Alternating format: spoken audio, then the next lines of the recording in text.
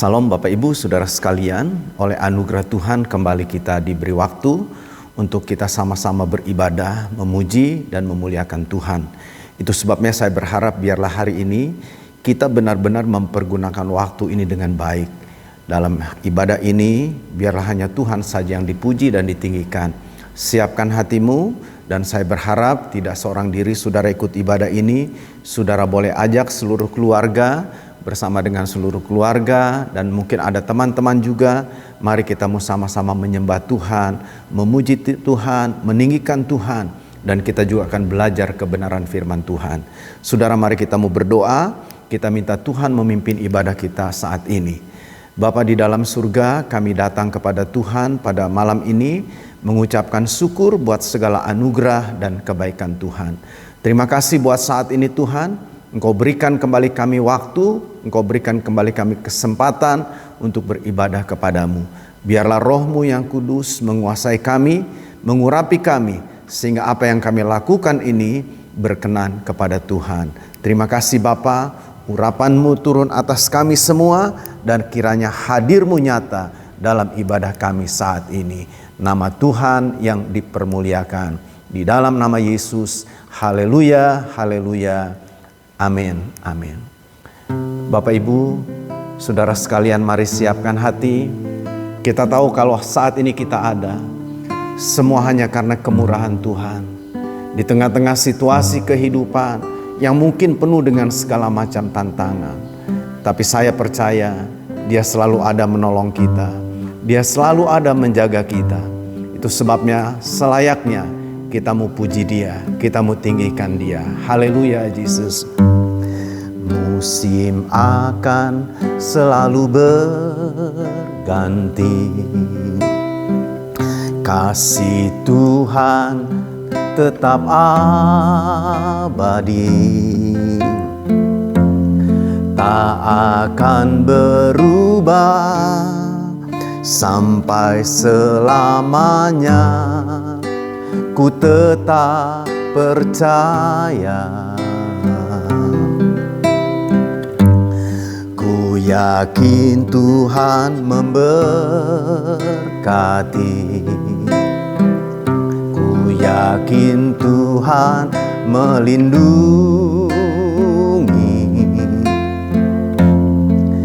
Burung di udara Tuhan pelihara karena kasih-Nya.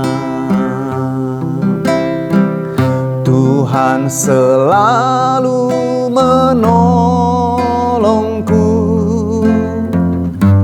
selalu menjagaku. Sehelai di rambutku tak akan terjatuh tanpa seizin-Mu. Tuhan selalu menolongku,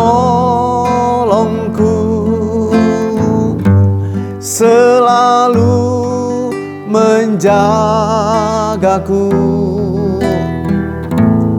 Dia mengenyangkanku dan peliharaku seumur hidupku.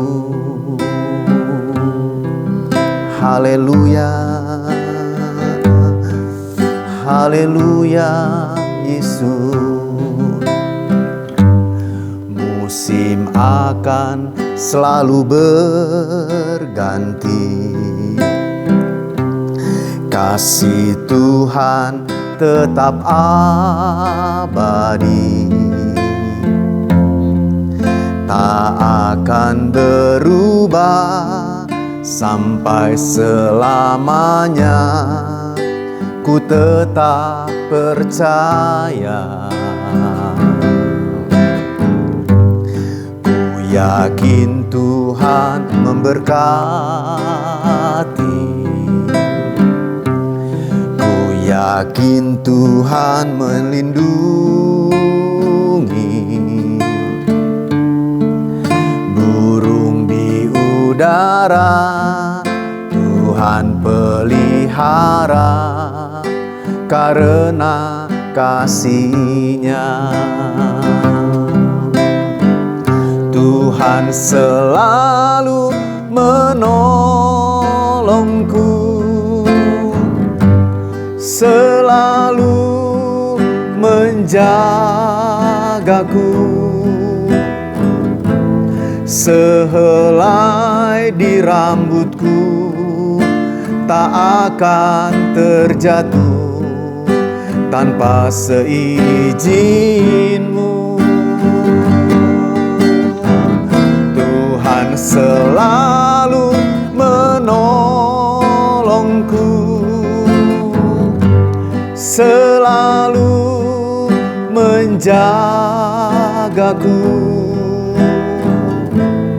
Dia mengenyangkanku dan peliharaku seumur hidupku. Amin. Mari saudara, kita mau angkat pujian ini dengan segenap hati kita, bahwa Dia selalu ada menolong kita. Haleluya Yesus. Haleluya. Haleluya. Bapa, Kau setia. Bapa, Kau mulia. Tenanglah jiwaku, aman bersama-Mu. Lebih dari harta, Kaulah segalanya. Tenanglah jiwaku dalam hadirat-Mu. Kau tunjukkan kasih setia-Mu. Kau menyediakan yang ku perlu. Kau setia, Kau mulia, dulu, sekarang, dan selamanya. Kau tunjukkan kasih setia-Mu. Kau menyediakan yang ku perlu. Kau setia, Kau mulia, Bapa, Kau setia.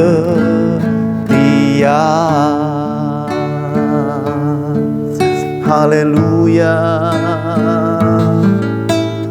Bapa, Kau setia. Bapa, Kau mulia. Tenanglah jiwaku, aman bersama-Mu.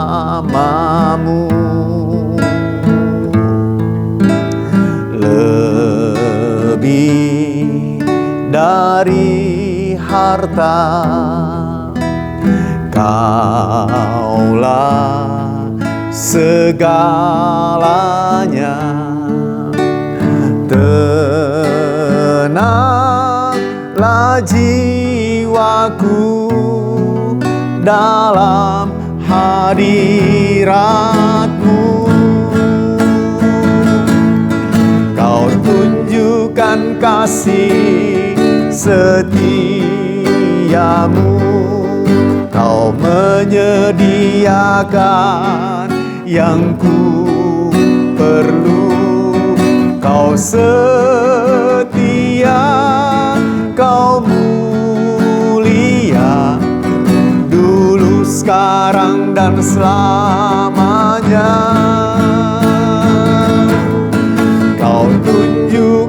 kasih setiamu, Kau menyediakan yang ku perlu. Kau setia,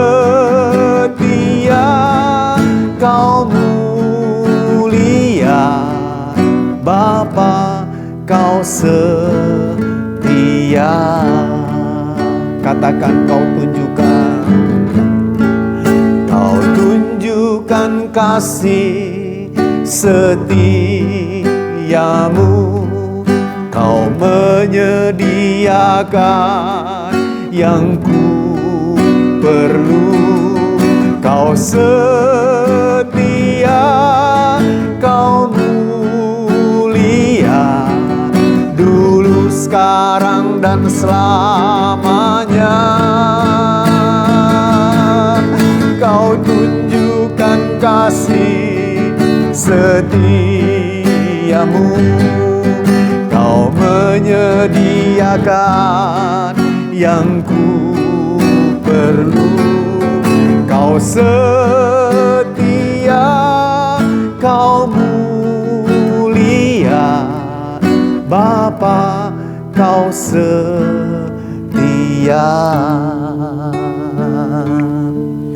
Oh, Yesus, haleluya. Musim akan selalu berganti, kasih Tuhan tetap abadi, tak akan berubah sampai selamanya. Ku tetap percaya, ku yakin Tuhan memberkati, ku yakin Tuhan melindungi.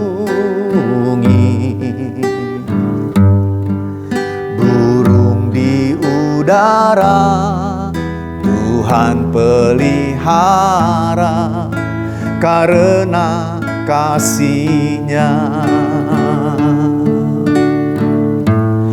Musim akan selalu berganti, kasih Tuhan tetap abadi, tak akan berubah sampai selamanya. Ku tetap percaya, ku yakin Tuhan memberkati, ku yakin Tuhan melindungi. Burung di udara Tuhan pelihara karena kasih-Nya. Tuhan selalu menolongku, selalu menjagaku. Sehelai di rambutku tak akan terjatuh tanpa seizin-Mu. Tuhan selalu menolongku, selalu menjagaku. Dia mengenyangkanku dan memeliharaku seumur hidupku. Musim akan selalu berganti, kasih Tuhan tetap abadi, tak akan berubah sampai selamanya. Ku tetap percaya, ku yakin Tuhan memberkati, ku yakin Tuhan melindungi. Burung di udara Tuhan pelihara karena kasih-Nya. Tuhan selalu menolongku, selalu menjagaku. Sehelai di rambutku tak akan terjatuh tanpa seizin-Mu. Tuhan selalu menolongku, selalu menjagaku. Dia mengenyangkanku dan memeliharaku seumur hidupku. Tuhan selalu menolongku, selalu menjagaku. Dia menjagaku dan peliharaku seumur hidupku. Tuhan selalu menolongku, selalu menjagaku. Sehelai di rambutku tak akan terjatuh tanpa seizin-Mu. Tuhan selalu menolongku, selalu menjagaku. Dia mengenyangkanku dan memeliharaku seumur hidupku. Tuhan selalu menolongku, selalu menjagaku. Sehelai di rambutku tak akan terjatuh tanpa seizin-Mu. Tuhan selalu menolongku, selalu menjagaku. Dia mengenyangkanku dan memeliharaku seumur hidupku. Tuhan selalu menolongku, selalu menjagaku. Sehelai di rambutku tak akan terjatuh tanpa seizin-Mu. Tuhan selalu menolongku, selalu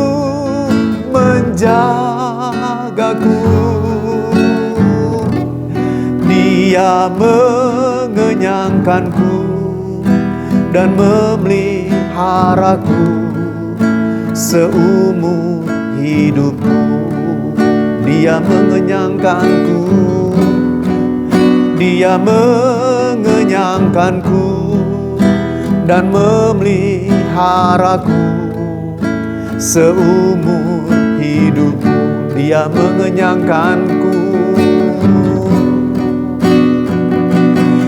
Dia mengenyangkanku dan memeliharaku seumur hidupku. Haleluya, haleluya,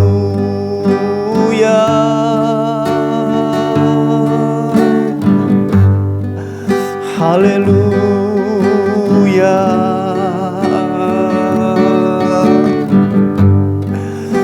Bagimu segala pujian, bagimu segala hormat.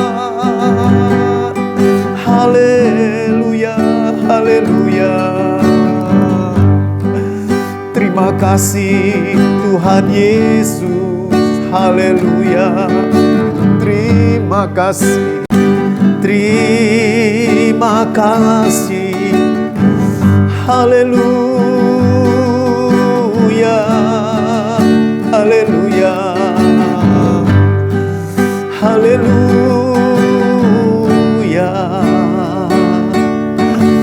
haleluya, haleluya, haleluya, haleluya, haleluya,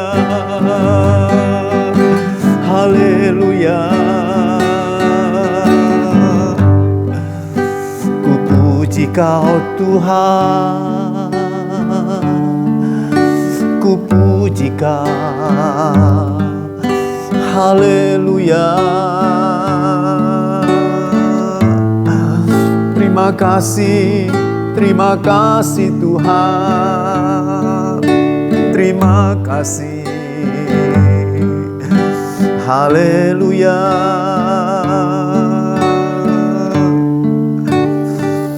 Terima kasih Tuhan. Haleluya Yesus. Inilah pujian kami, inilah syukur kami kepadamu Tuhan. Biarlah itu boleh menyukakan akan hatimu ya Bapa. Walau kami sadar jauh dari sempurna, tapi berkenanlah kiranya Tuhan atas pujian penyembahan yang kami naikkan kepadamu malam ini.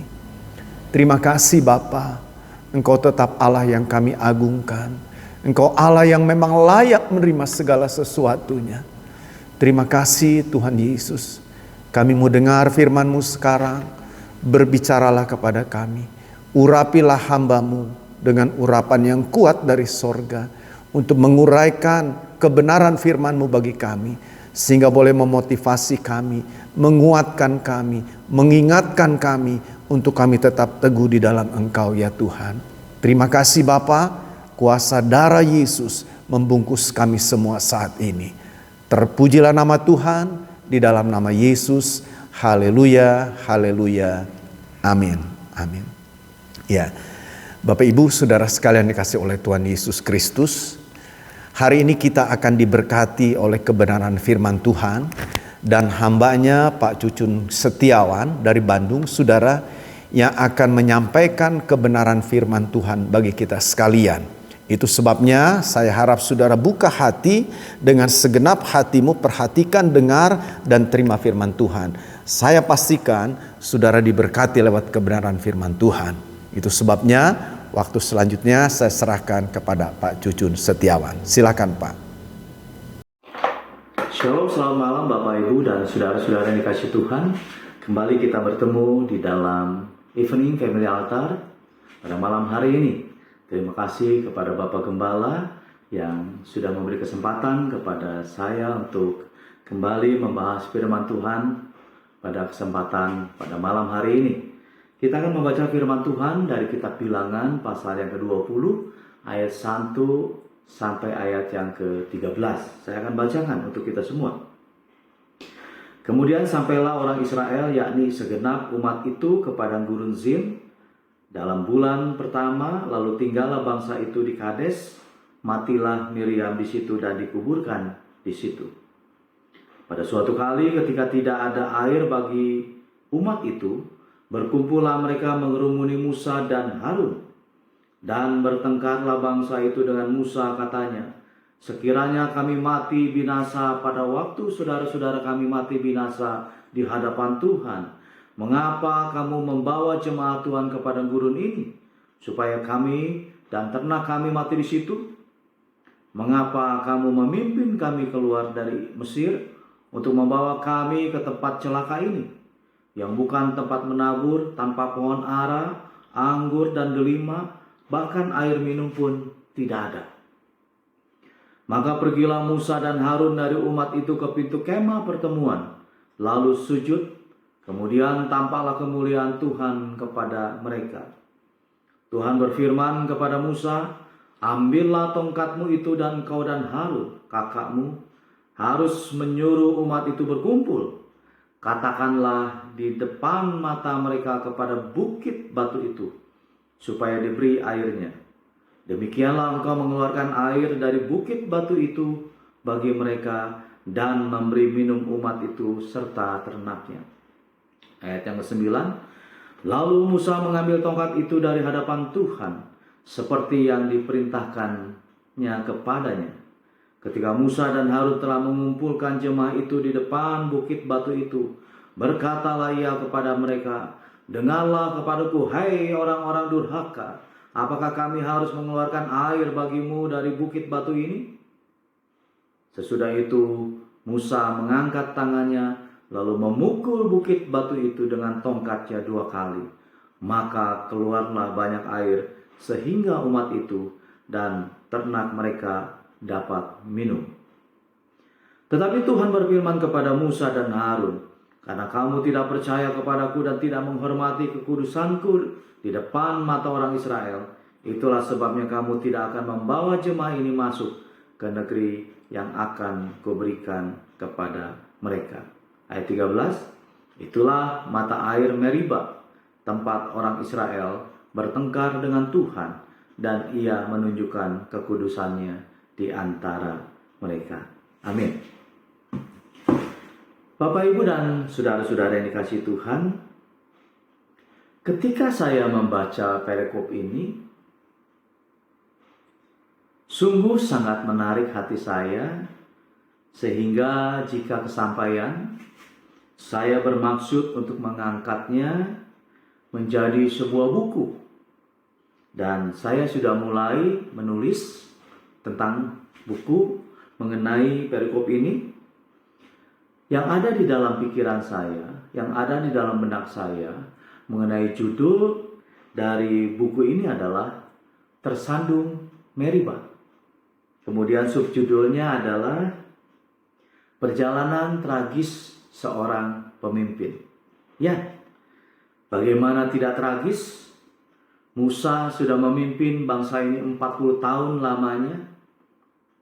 Dari tanah perbudakan di tanah Mesir ke tanah perjanjian yang dijanjikan Allah, yaitu suatu negeri yang melimpah susu dan madunya. Tetapi ketika sedikit waktu lagi mereka hendak memasuki tanah perjanjian itu, Tuhan tidak mengizinkan Musa untuk memasukinya. Bukankah ini sesuatu yang tragis? Bukankah ini sesuatu yang ironi buat Musa? Dia sudah membawa bangsa ini, memimpin bangsa ini 40 tahun lamanya, tetapi ketika hendak memasuki tanah yang dijanjikan itu, dia tidak diizinkan. Mengapa ini terjadi? Kita akan mengupasnya pada malam hari ini. Bapak, Ibu, dan saudara-saudara yang dikasihi Tuhan, bermula dari perjanjian Allah dengan Abraham, bahwa Allah akan memberikan suatu negeri yang berlimpah susu dan madunya kepada keturunan Abraham. Kita bisa membacanya di dalam Kejadian pasal yang ke-15 ayat ke-18 sampai 21. Abraham memiliki beberapa anak, kita tahu itu. Tetapi Tuhan memilih Ishak sebagai pewaris dari janji Allah itu. Kejadian 26 ayat yang ketiga, kalau kita mau baca itu. Dari keturunan Abraham yang bernama Ishak, Tuhan memilih Yakub sebagai pewaris dari janji Tuhan itu. Padahal Ishak mempunyai dua anak, Esau dan Yakub. Tetapi sekali lagi Tuhan sudah memilih dan menetapkan bahwa Yakublah yang akan menjadi pewaris dari janji Tuhan itu. Yakub kemudian berganti nama menjadi Israel, yang pada akhirnya menjadi suatu bangsa yang besar. Dan kemudian janji ini tidak lagi menjadi milik individu, tetapi menjadi milik sebuah bangsa yang bernama bangsa Israel. Jadi janji yang Tuhan berikan kepada Abraham pada akhirnya menjadi milik sebuah bangsa. Kita membaca di dalam Kejadian pasal yang ke-50 ayat yang ke-24. Saya akan bacakan. Berkatalah Yusuf kepada saudara-saudaranya, tidak lama lagi aku akan mati, tentu Allah akan memperhatikan kamu dan membawa kamu keluar dari negeri ini ke negeri yang telah dijanjikannya dengan sumpah kepada Abraham, Ishak, dan Yakub. Yusuf ketika hendak meninggal, ketika hendak mati, dia berkata bahwa Tuhan akan membawa saudara-saudaranya kembali ke tanah yang sudah dijanjikan oleh Allah kepada nenek moyang mereka. Setelah Yusuf mati, setelah kematian Yusuf, maka bangkitlah seorang raja baru di Mesir yang memerintah tanah Mesir, dan dikatakan di dalam Keluaran pasal yang pertama ayat yang ke-8 bahwa raja ini tidak mengenal Yusuf. Tidak tahu bagaimana Yusuf sudah berjasa kepada bangsa Mesir pada waktu itu. Dan di saat seperti inilah, dalam situasi seperti inilah, bangsa Israel mengalami penindasan demi penindasan. Mereka dijadikan budak, bahkan mereka tidak diperbolehkan mempunyai anak laki-laki. Bidan-bidan diperintahkan oleh raja bahwa setiap bangsa Israel yang melahirkan seorang anak laki-laki, maka anak yang dilahirkan itu harus mati. Pada waktu itu tidak ada pemimpin, tidak ada nabi di antara mereka. Ada jarak, ada rentang waktu 400 tahun lamanya, dan tidak ada firman Tuhan yang datang kepada mereka. Pada masa inilah Musa lahir, dan kita tahu Musa bukan siapa-siapa. Sebelum dia bertemu dengan Tuhan, ketika Musa bertemu dengan Tuhan, Tuhan mengutus Musa menjadi seorang pemimpin untuk melaksanakan dari janji Tuhan, membawa bangsa Israel ke tanah perjanjian.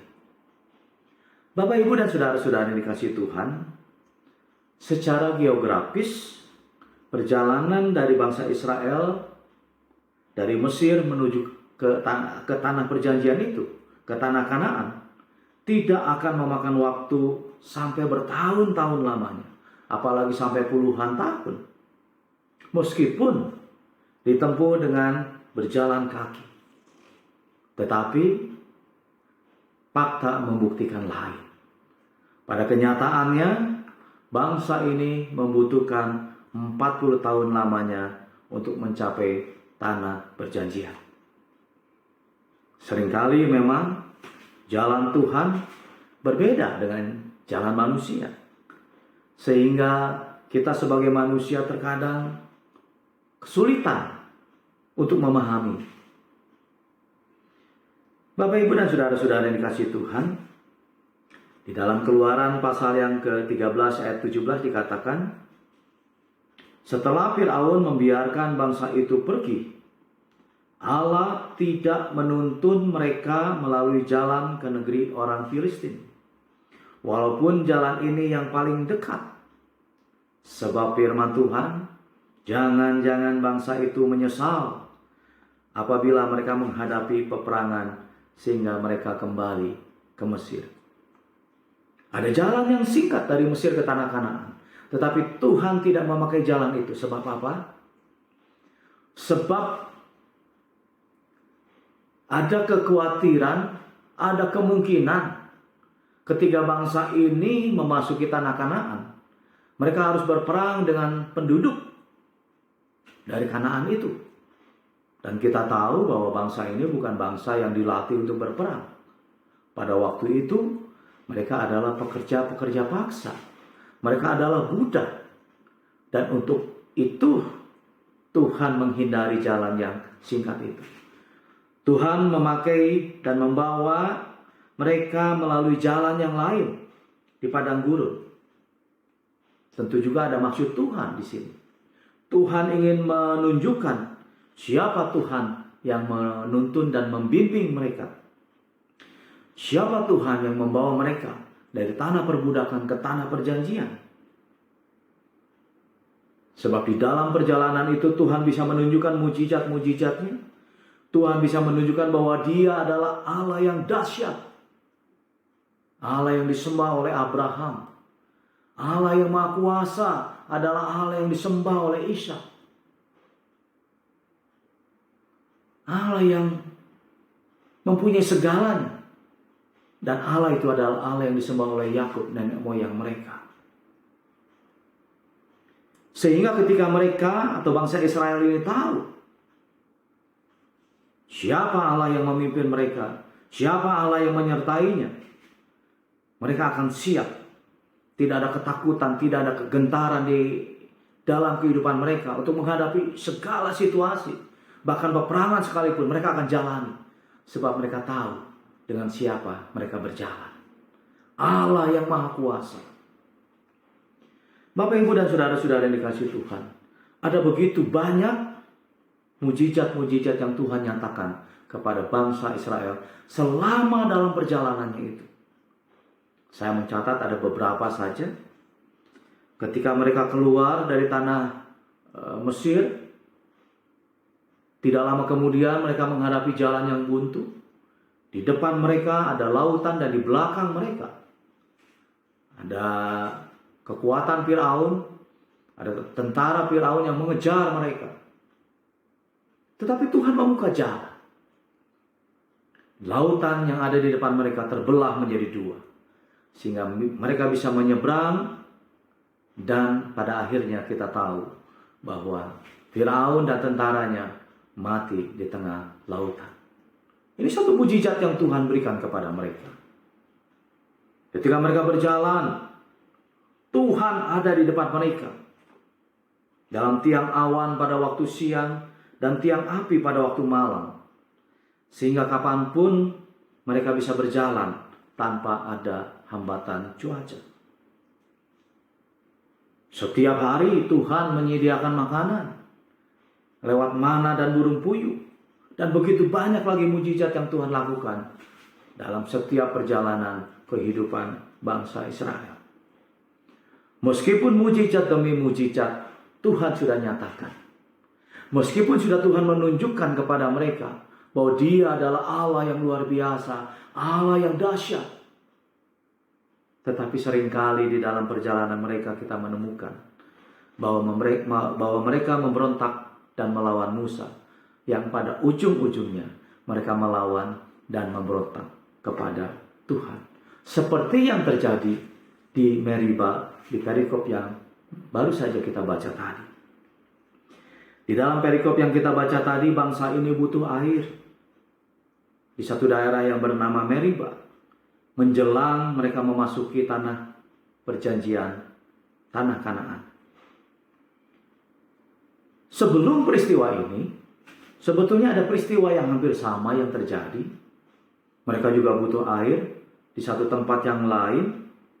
Kalau kita mau membacanya itu di dalam Keluaran 17 ayat 6-7. Maka aku akan berdiri di sana di depanmu di atas gunung batu di Horeb. Haruslah kau pukul gunung batu itu dan dari dalamnya akan keluar air, sehingga bangsa itu dapat minum. Demikianlah diperbuat Musa di depan mata tua-tua Israel. dinamailah tempat itu Massa dan Meribah. Oleh karena orang Israel telah bertengkar dan oleh karena mereka telah mencobai Tuhan dengan mengatakan, adakah Tuhan di tengah-tengah kita atau tidak? Ini satu pertengkaran antara bangsa Israel dengan Musa. Mereka mencobai Tuhan pada akhirnya. Mereka membutuhkan air, sama ketika terjadi di daerah Meribah. Mereka juga membutuhkan air dan mereka bertengkar dengan Musa, yang ujung-ujungnya juga memberontak kepada Tuhan, mencobai Tuhan. Di dalam bilangan pasal yang ke-20 ini, terjadi bangsa ini membutuhkan air untuk kebutuhan mereka. Dan sebagaimana biasanya, ketika mereka mengalami masalah, mereka selalu bersungut-sungut, bertengkar dengan Musa,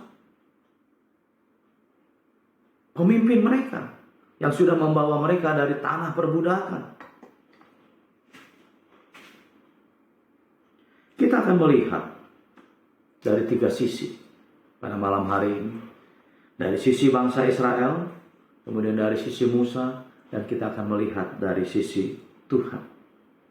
Yang pertama, sebagaimana yang kita tahu bahwa bangsa Israel adalah bangsa yang tegar tengkuk, suka bersungut-sungut ketika mengalami satu masalah, mereka bersungut-sungut. Ada satu keegoisan di dalam diri mereka. Ketika mereka bertengkar di daerah Meribah ini, mereka tidak melihat kondisi Musa pada waktu itu. Padahal di dalam ayat yang pertama, kita membaca bahwa Miriam, kakak Musa, kakak yang dikasihinya itu mati, lalu dikuburkan di sana. Lalu ayat yang kedua, mereka dikatakan bertengkar dengan Musa. Musa yang sedang mengalami kesedihan, kepedihan ditinggal oleh kakak yang dikasihinya. Ya, bagaimana tidak?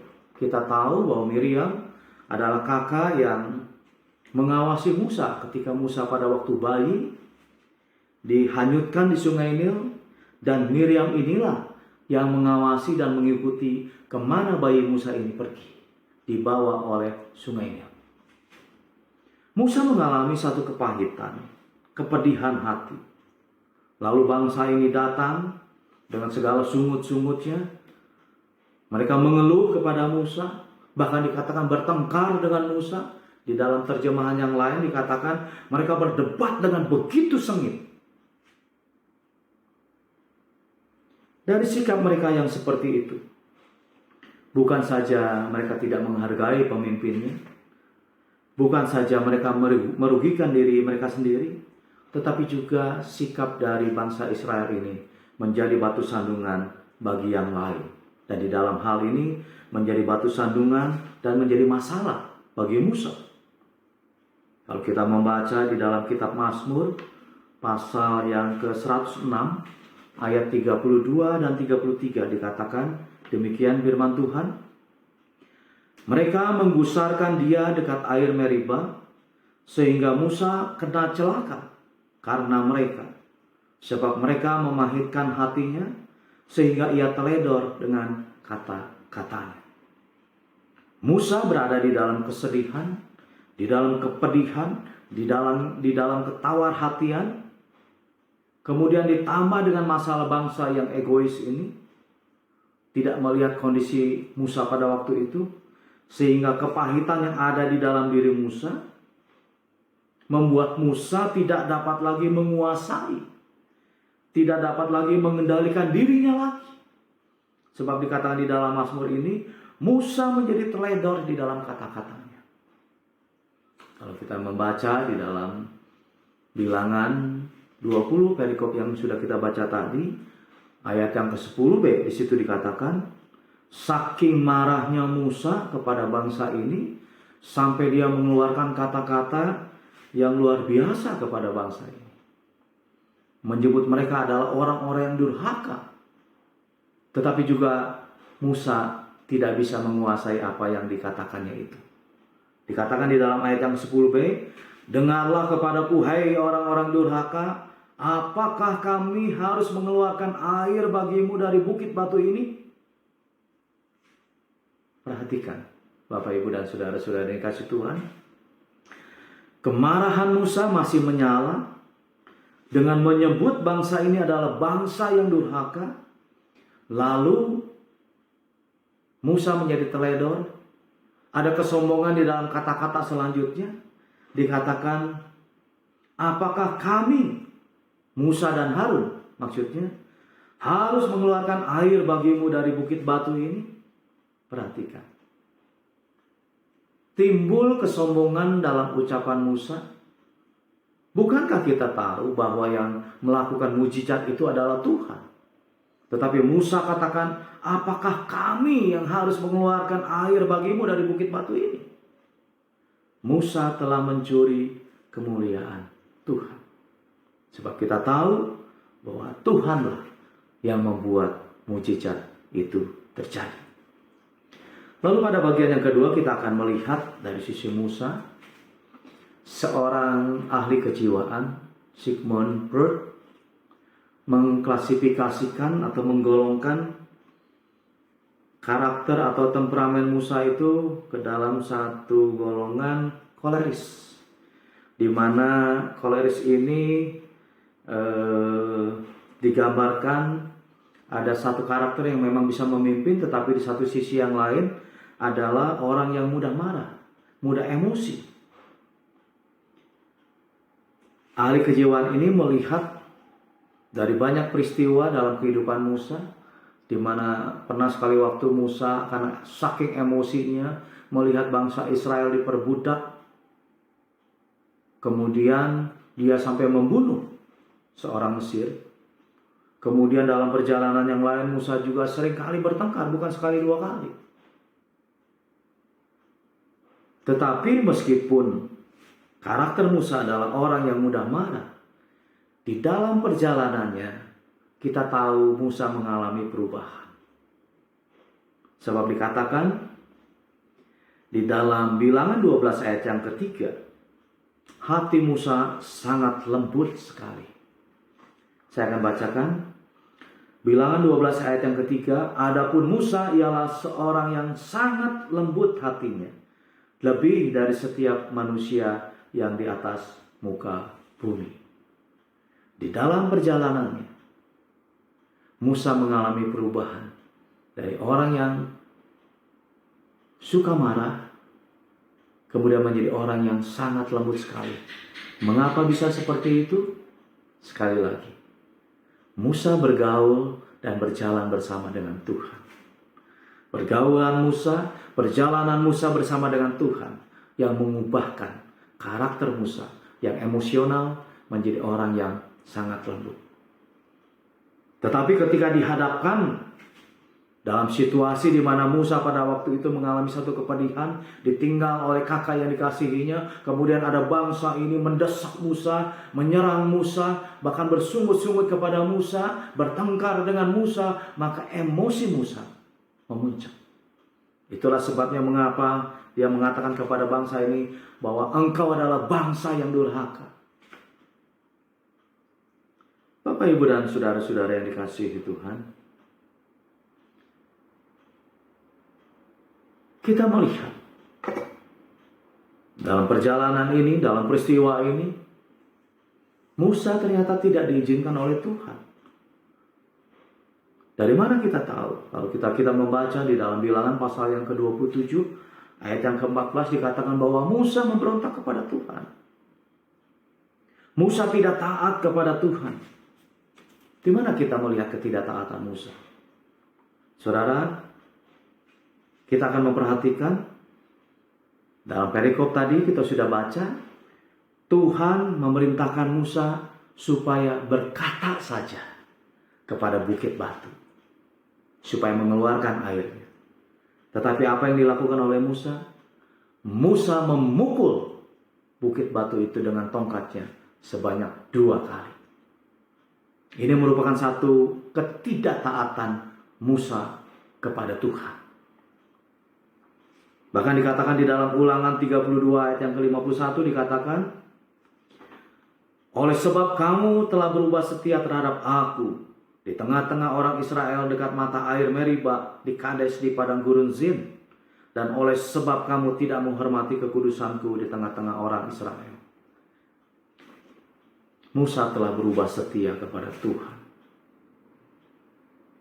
Musa sudah tidak lagi percaya akan perkataan Tuhan. Tuhan katakan ngomong sama bukit batu. Tapi yang dilakukan oleh Musa apa? Memukul batu ini. Mungkin dia ingat kepada peristiwa yang sebelumnya, di mana gunung batu dipukul oleh Musa. Tetapi pada waktu itu, Musa memang diperintahkan untuk memukul gunung batu.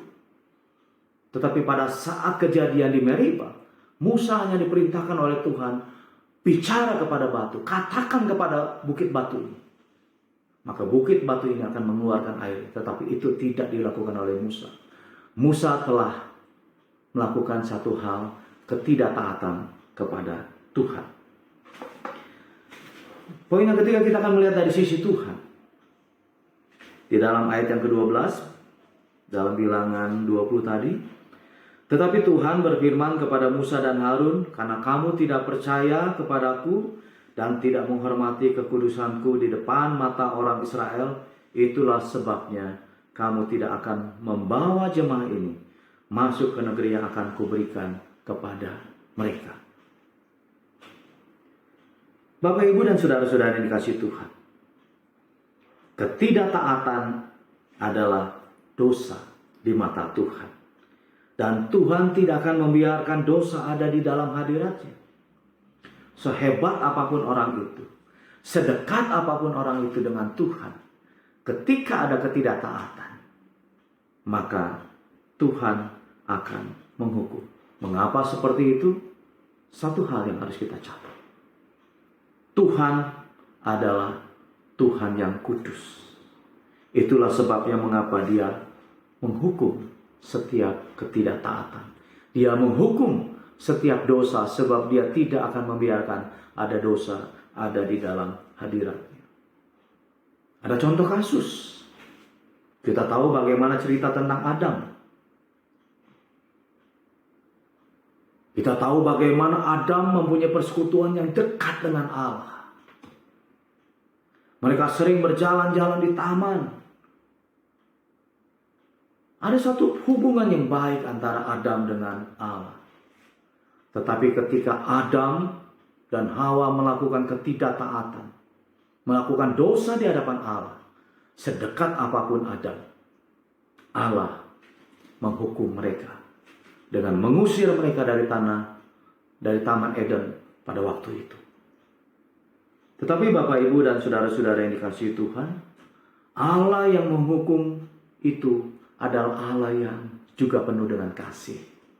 Pada waktu Dia menghukum Adam, Dia memberikan janjinya bahwa Allah akan mengutus seorang Mesias untuk menyelesaikan masalah dosa manusia.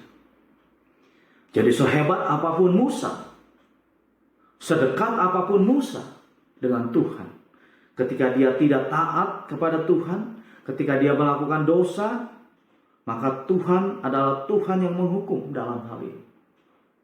Musa tidak diizinkan oleh Tuhan masuk ke tanah perjanjian. Padahal pada waktu itu dikatakan, Alkitab mengatakan bahwa meskipun Musa sudah tua, tetapi dikatakan Musa belum hilang kekuatannya. Masih powerful. Bahkan matanya dikatakan masih awas. Tetapi sekali lagi, Tuhan tidak melihat itu. Tuhan melihat ketaatan. Tuhan melihat hati kita. Bapak, Ibu, dan saudara-saudara yang dikasihi Tuhan, Musa mencoba bernegosiasi dengan Tuhan supaya dia diizinkan. Dia sudah 40 tahun memimpin bangsa ini, tetapi dia mencoba untuk melunakkan hati Tuhan supaya diizinkan masuk ke tanah Kanaan. Tetapi sekali lagi, Tuhan tetap tidak mengizinkan Musa masuk ke tanah Kanaan. Bapak, Ibu, dan saudara-saudara yang dikasihi Tuhan, meskipun demikian, kita tahu sebagaimana tadi yang saya katakan, bahwa Tuhan memang adalah Tuhan yang menghukum dosa. Tetapi Ia juga adalah Tuhan yang penuh dengan kasih. Ia mengasihi Musa. Sebelum Musa mati, Tuhan mengizinkan Musa untuk melihat tanah yang dijanjikan oleh Allah kepada Abraham, Ishak, dan Yakub. Baru setelah Tuhan menunjukkan, memperlihatkan bagaimana tanah perjanjian itu, Musa mati lalu dikuburkan di sana. Saudara-saudara yang dikasihi Tuhan, ada beberapa poin yang kita bisa dapatkan pada malam hari ini. Yang pertama adalah sikap egosentris. Bukan hanya merugikan diri kita sendiri, tetapi juga bisa menjadi batu sandungan bagi orang lain. Bisa mencelakakan orang lain. Poin yang kedua, ketika kita ada kesedihan, ada kepahitan hati di dalam kehidupan kita, segera lepaskan. Jangan sampai terjadi seperti yang Musa alami. Ketika kepahitan itu tetap ada di dalam hatinya dan ada masalah yang lain datang, maka akan ada dosa yang bisa dilakukan oleh seseorang yang selalu memendam kepedihan dan kesedihan hati, kepahitan, ketawaran di dalam kehidupan. Semakin lama semakin memuncak, akhirnya sebagaimana yang dialami oleh Musa, dia menjadi teledor. Dan itu sesuatu yang tidak baik bagi Musa. Dia mendapatkan hukuman daripada Tuhan. Itulah sebabnya mengapa Paulus mengatakan, janganlah matahari terbenam sebelum padam amarahmu, di dalam Efesus 4 ayat yang ke-26. Artinya apa? Artinya kita harus menyelesaikan masalah kita sebelum masalah yang lain datang. Jangan sampai bertumbuk sampai akhirnya kita lupa dengan Tuhan, lupa dengan perkataan Tuhan, lupa dengan firman Tuhan, lalu kita melakukan dosa. Artinya jangan sampai kita membiarkan ada celah bagi iblis masuk di dalam kehidupan kita. Kalau kita melanjutkan di dalam ayat yang ke-27 dikatakan, dan janganlah beri kesempatan kepada iblis. Janganlah matahari terbenam sebelum padam amarahmu, dan janganlah beri kesempatan kepada iblis. Jadi artinya kita harus menyelesaikan masalah, kesedihan, tawar hati, kepahitan, dan lain sebagainya. Selesaikan itu di hadapan Tuhan. Poin yang ketiga adalah kita harus belajar taat kepada Tuhan dan tetap setia mengiring Tuhan. Sekali lagi, Tuhan tidak akan membenarkan ada ketidaktaatan. Tuhan tidak akan membenarkan ada dosa di dalam hadiratnya. Dia tidak akan membiarkan itu ada di dalam hadirat Tuhan. Itulah sebabnya mengapa kita harus tetap setia kepada Tuhan. Belajar taat kepada Tuhan. Melakukan apa yang Tuhan firmankan kepada kita. Yang keempat, Tuhan yang kita sembah adalah Tuhan yang kudus. Yang tidak akan membiarkan ada dosa di dalam hadiratnya seperti tadi yang saya katakan. Ia akan menghukum kita. Tetapi ia juga adalah Allah yang penuh dengan kasih. Allah yang menghukum dosa. Itu juga Allah yang mengasihi kita. Bertemu di tiang salib. Pada waktu Yesus disalibkan, keadilan Allah dan kasih Allah bertemu di sana. Bapak, Ibu, dan saudara-saudara yang dikasihi Tuhan, tidak ada seorang pun yang mampu datang kepada Tuhan dan menyelesaikan masalah dosanya kecuali Allah itu sendiri yang datang kepada kita. Yesus telah datang dan mengatakan, akulah jalan, kebenaran, dan hidup.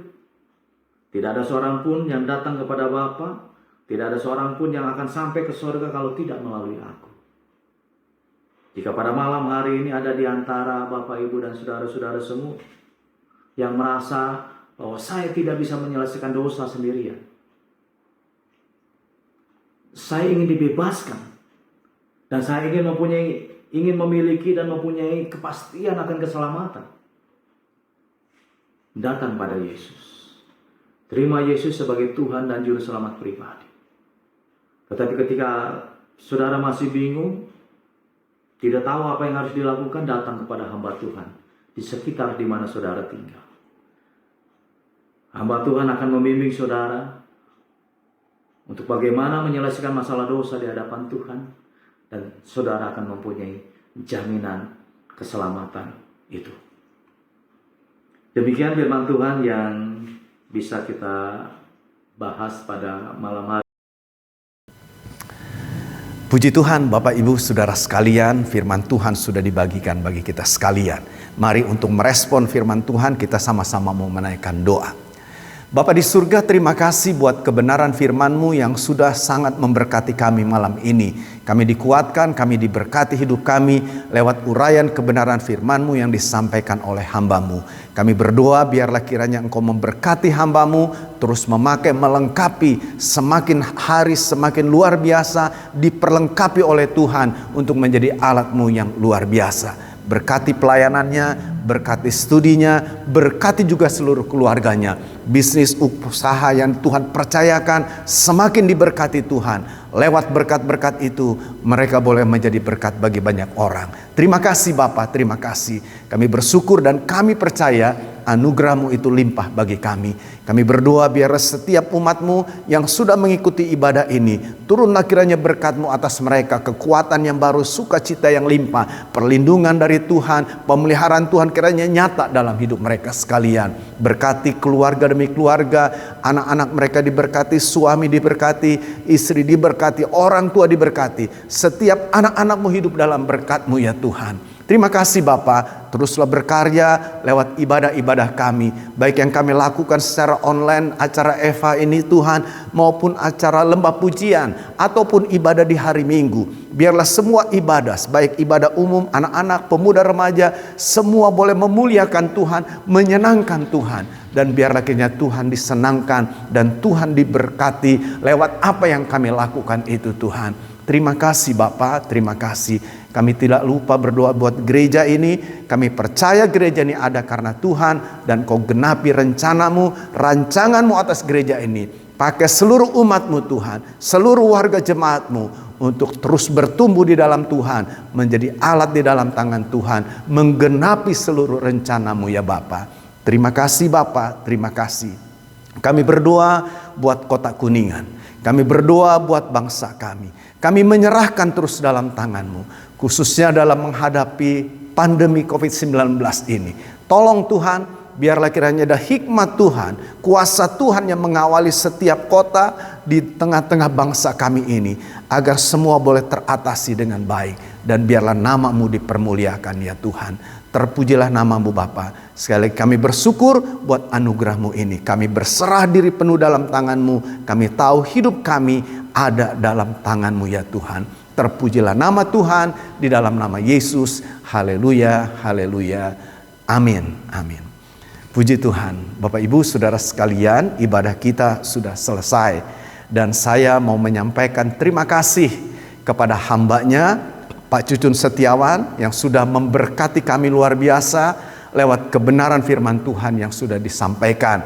Kami berdoa kiranya Tuhan memberkati Bapak, memakai Bapak lebih lagi menjadi alat dalam tangan Tuhan yang luar biasa. Dan jangan bosan sudah Bapak untuk terus melayani kami. Ya. Terima kasih Pak, sekali lagi Tuhan Yesus berkati. Nah Bapak Ibu sidang jemaat sekalian, jangan lupa saya ingatkan nanti hari Jumat saudara, ada ibadah di gereja yang kita beri nama Lembah Pujian.